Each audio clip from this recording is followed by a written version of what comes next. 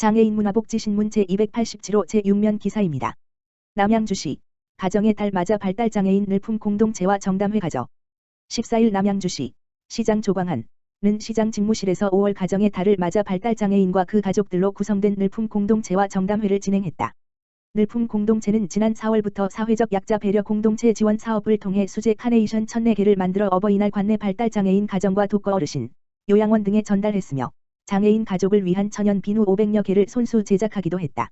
이날 정담회는 관내 행사에서 발달장애인 공동체로부터 뜻하지 않게 수제 카네이션을 선물 받은 조광한 남양주시장이 감사의 마음을 전하기 위해 늘품 공동체 발달장애인 가족과 관계자 7명을 초청하며 이루어졌다. 조광한 시장은 스몰토크로 시작한 정담회에서 코로나19로 본인들도 어려운 상황에서 주변의 다른 사회적 약자를 위해 도움을 주고 있는 발달장애인과 그 가족들의 노고를 위로하고 장애인 공동체에 대한 의견을 교환하며 소통하는 시간을 가졌다. 특히 조광한 시장은 수제 카네이션 선물에 대한 답례로 직접 준비한 기타를 연주하며 사랑 없인 난 못살아, 사랑해 당신 이 곡을 노래해 정담회장을 훈훈하게 만들었다. 정담회에 참여한 늘품 공동체의 한 관계자는 시장님의 깜짝 노래 선물은 어떤 답례품보다도 감동적이었다라며 코로나19로 지치고 힘든 시간을 보내고 있었는데 오늘 시장님과 노래도 부르고 진솔한 대화도 나눌 수 있어서 참 좋았다. 마음을 추스를 수 있는 따뜻한 시간이었다. 라고 소감을 밝혔다. 조광한 시장은 앞으로도 사회적 약자인 발달장애인 등 장애인 단체와 소통의 자리를 마련하고 장애인들의 고충과 애로사항을 주의 깊게 청취하며 장애인의 권익 향상 및 복지 증진을 위해 적극 노력하겠다라고 전했다. 남양주시 복지재단 성년의 날 맞아 특별한 기부 캠페인 진행. 남양주시 복지재단 대표이사 오상현 은 성년의 날을 맞아 오는 31일까지 나눔을 실천하는 특별한 성년의 날 기부 캠페인을 진행한다.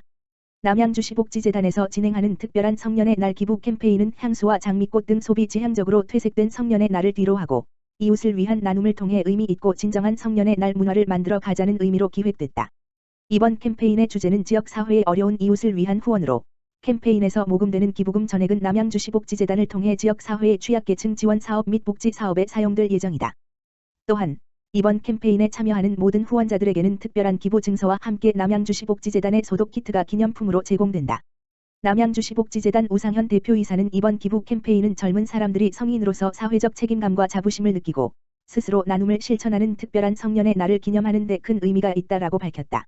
한편 특별한 성년의 날 기부 캠페인에 대한 보다 자세한 내용은 남양주시 복지재단 SNS, 인스타그램, 페이스북, 네이버 블로그를 통해 확인할 수 있으며 후원 문의는 가만 전화기 지역번호 031-524-9837로 하면 된다. 남양주시 제6회 시민 모두가 참여 가능한 프로그램 운영으로 스포츠 복지 실현.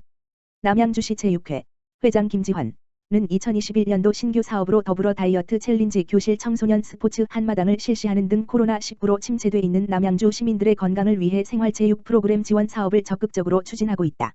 더불어 다이어트 챌린지 교실은 남양주시 보디빌딩 협회 회장 임성욱 가 주관의 비만, 고혈압 등 다이어트가 필요한 시민들에게 전문적인 운동법을 알려주고 식단 및 체중을 관리해주며 삶의 질적 향상에 도움을 주는 프로그램이다. 특히 더불어 다이어트 챌린지 교실은 향후 참가자 전원에게 바디 프로필 촬영의 기회도 제공해 건강한 몸을 만들기 위한 참가자들의 의지를 자극할 수 있을 것으로 기대된다. 또한 관내 중학생을 대상으로 한 청소년 스포츠 한마당은 청소년기 건강한 스포츠 활동을 통해 탈선을 방지함과 동시에 평생 체육의 기량을 마련하고 체력을 증진시키기 위한 목적으로 마련됐으며 남양주시 제6회는 4개 종목 500여 명으로 이루어진 스포츠 대회를 기간별로 분산 개최할 예정이다. 이외에도 남양주시 제6회는 지스포츠 클럽 3개 종목 45여 명, 초등 스포츠 클럽 71개 클럽 27개교 1,400여 명, 청소년 스크린 골프, 청소년 20명, 여성 킥복싱, 여성 20명, 패밀리 볼링 교실, 가족 10팀 20명, 광장 체조 교실, 시민 누구나 등 유아부터 어르신까지 전 연령 시민들이 생활체육을 접할 수 있는 교실 사업을 진행하고 있다. 김지환 남양주시 제6회장은 모든 프로그램은 코로나19 확산 방지를 위해 참여 인원 제한과 마스크 착용, 거리 두기, 체온 측정, 소독 등 방역 수칙을 철저히 준수한 가운데 진행된다라며 제6회는 남양주 시민들이 생활체육을 통해 코로나19를 극복할 수 있도록 지속적으로 노력할 것이라고 밝혔다. 경기장애인 부모연대 동두천지부 장애인 전용 주차구역 바닥보조마크 설치 사업 실시.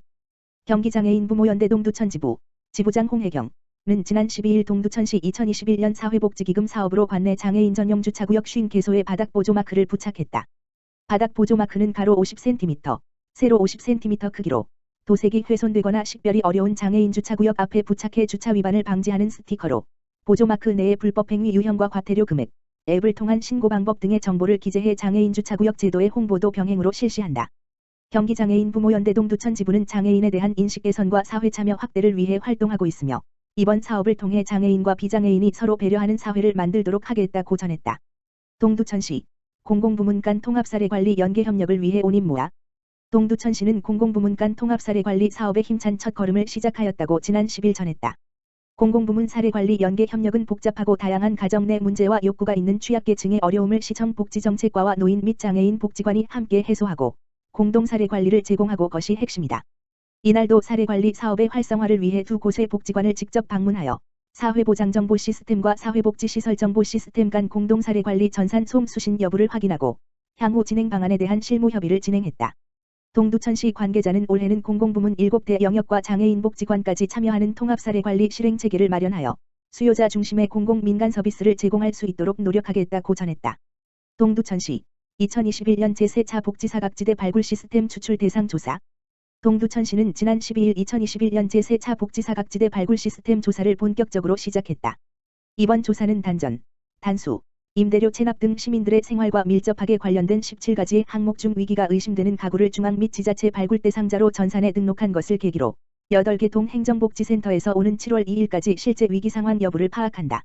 특히 2021년 제4차 복지사각지대 발굴 시스템은 역대 가장 많은 777건이 추출됨에 따라 실직과 질병 등으로 생활고를 겪고 있는 취약가정의 한시생계 지원 사업을 비롯한 공적 서비스와 통합사례관리 제공이 가능할 것으로 예상된다. 한편 동두천시는 2개월 단위의 복지사각지대 발굴 시스템 운영을 통해 2021년 4월 말 기준으로 발굴 대상 966건을 100% 처리했고 복지서비스 연계 실적 또한 75%에 육박하는 등 전국 평균보다 높은 수치를 나타내고 있다. 동두천시 동두천시기업인협의회 코로나19 극복 및 경제 활성화를 위한 협약 체결. 동두천시는 도로명주소 상세주소가 부여되지 않은 다가구주택과 원룸 등을 대상으로 상세주소 부여 사업을 추진하고 있다. 상세주소는 도로명주소 표기 시 건물번호 뒤에 표기하는 영동 0005 또는 0층 등 구체적인 거주 장소를 식별할 수 있는 정보를 말하며 그동안 아파트나 다세대 연립주택 등 공동주택과 달리 원룸 다가구주택 상가 등에는 상세주소가 부여되어 있지 않아 응급상황 발생 시에 신속한 대응이 어렵거나 우편물 분실 등의 불편사항이 발생해왔다.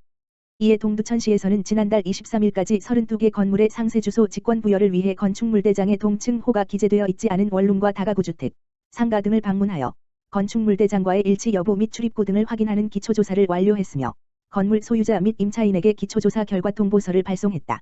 동두천시는 기초조사 결과를 토대로 소유자와 임차인의 의견 수렴을 거쳐 오는 6월까지 상세주소를 직권으로 부여할 계획이다.